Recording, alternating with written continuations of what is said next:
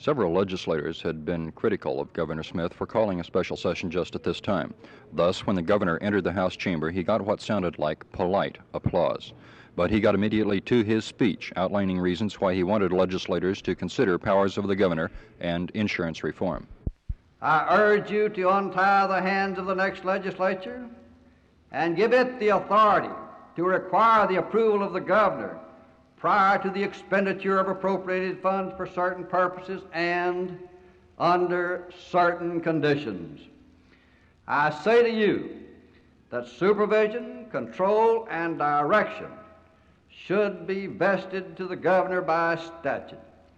I am asking this so that the next governor of Texas and all future governors will not be powerless to act when action is necessary. Rate making and price fixing in the Texas manner does not work in the best interest of the consumer. It has inherent disadvantages and inadequacies and distracts attention from such real consumer concerns as the availability of coverage, discrimination, and cancellation. Governor Smith ended his talk at 11:30. Before noon, 2 insurance bills had been introduced in each chamber. Lieutenant Governor Ben Barnes says he'll have a new committee on economic development appointed under new Senate rules by this evening, and he told me the chairman would be Senator H.J. Blanchard of Lubbock. He was chairman of the old insurance committee. Both houses have adjourned until Wednesday morning. Phil Reynolds, Channel 8 News on the Move, in Austin.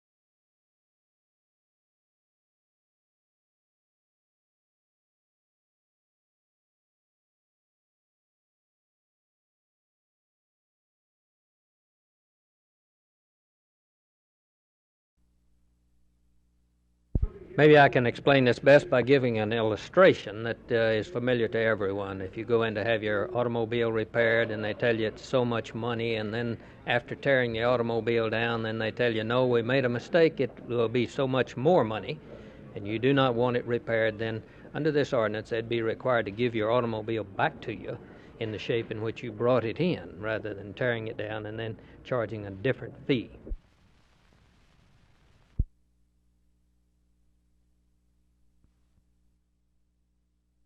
Well, in that event, we would continue the austerity program that we've followed in the last 18 months. That is, to the fullest possible extent, reduce expenditures through failing or refusing to fill positions in the city government when they go vacant.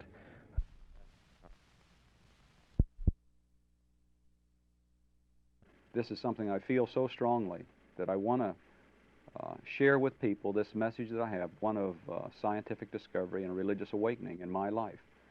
And really the message I have is really the old story, you know, of Jesus Christ, of God, how much He loved this earth, an earth that we saw from a new perspective.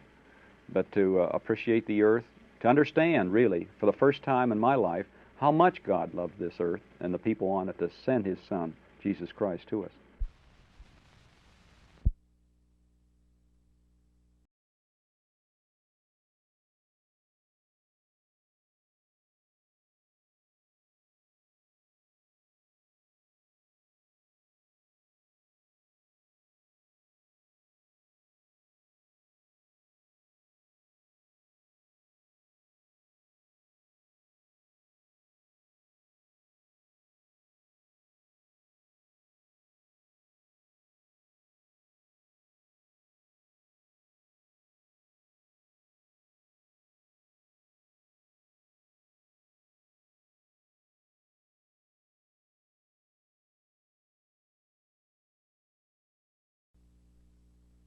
The outlook for tomorrow's Democrat state convention here in Houston is coming into focus.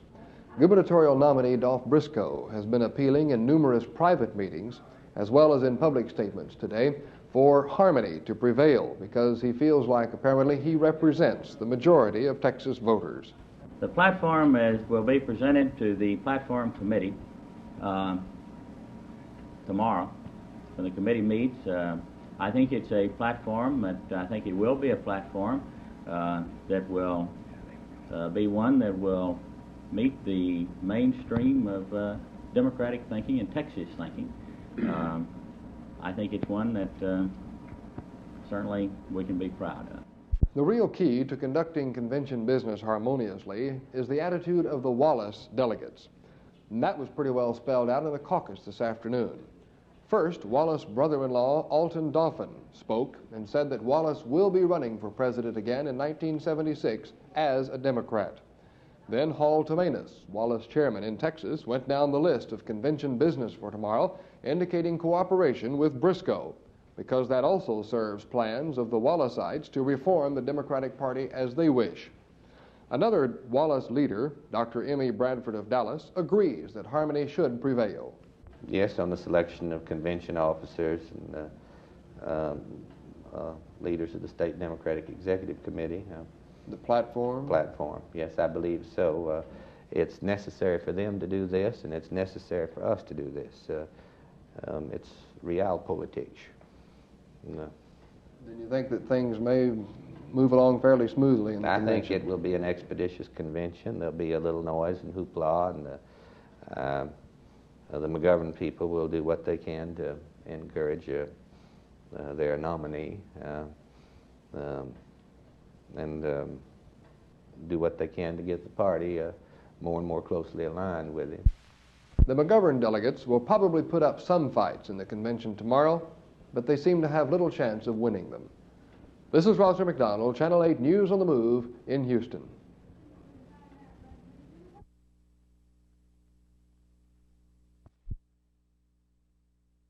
The Republican State Convention is tomorrow in Dallas, but delegates have been here since Saturday working out three major problems. One would be a platform, two is rules, and three is election of candidates. But the Republicans say they have no problems.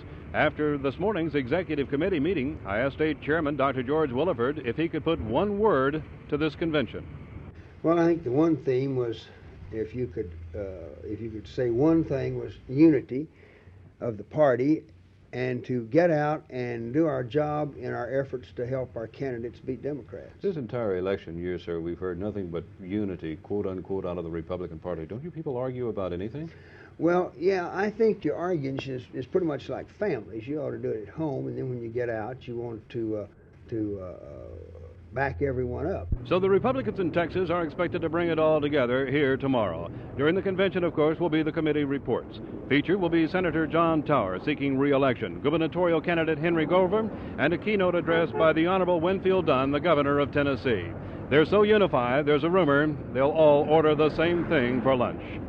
At the Dallas Convention Arena, this is Jim Mitchell, Channel 8 News on the Move.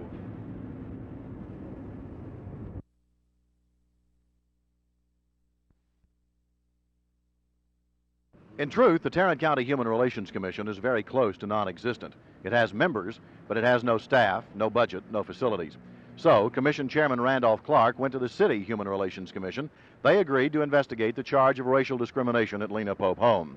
This morning, Chairman Clark quoted from that report and said there was no sign of racial discrimination at Lena Pope. On the matter of the firing of John Burton, Clark said it was an administrative difference with no bearing on the subject of race. Then Burton took the floor and presented a long line of witnesses, including Mrs. Lena Pope herself. Mrs. Pope is now 92. It was implied she might be failing mentally, but her command of the English language and the forthright and reasoned way she spoke left little doubt that she knew exactly what she was talking about. And she talked about things like, quote, the administration has taken from the hands of the original founders the operation of the home and placed it in the hands of people who don't understand children. Mrs. Pope also said, I think it's an indictment of our Fort Worth people that it had to be a colored man. She was speaking of John Burton, who came to the rescue of these children. A former employee told of instances of children being forced into sexual alliances with other children. Another former employee told the court that in the planning of the operation of the home, quote, God was left out. A psychiatrist was supposed to solve our problems.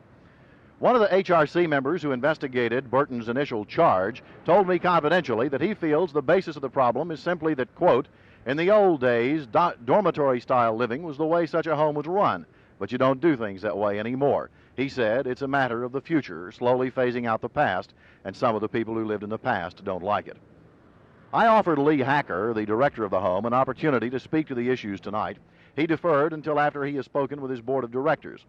It now appears the Commissioners' Court itself may undertake to look into the situation, though some members of that court seem somehow reluctant to do it themselves. And the court will, in the future, apparently appoint 5 members to the already burdensome number of 40 members to the board of directors of the Lena Pope Home. Jerry Taft, Channel 8 News on the Move, Fort Worth.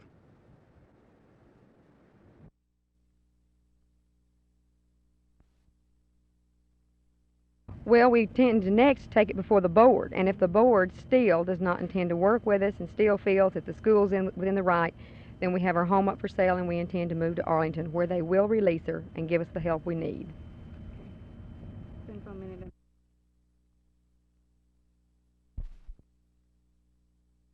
They have not had a successful experience in school. School has sort of turned them off. We haven't developed a program that meets their needs. Another major problem is, particularly for teenagers, where the mother and father both work, they're used as babysitters in the home. We need to identify these areas, these students, and find ways to provide daycare for younger brothers and sisters so that they can attend school. There are a host of reasons. Some of them related to health and welfare, others relating to educational programs.